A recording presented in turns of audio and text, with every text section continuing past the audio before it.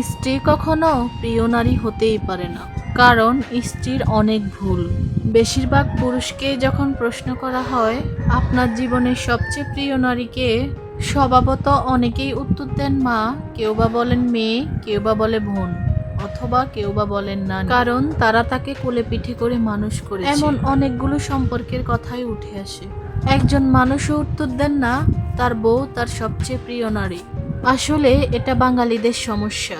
বউকে ভালোবাসি বললে মান সম্মান চলে যাবে, লোকে বউ পাগল বলবে, বউয়ের কাছে ছোট হয়ে যাবে, অথবা বাকি পুরুষদের সামনে তার সম্মান কমে যাবে।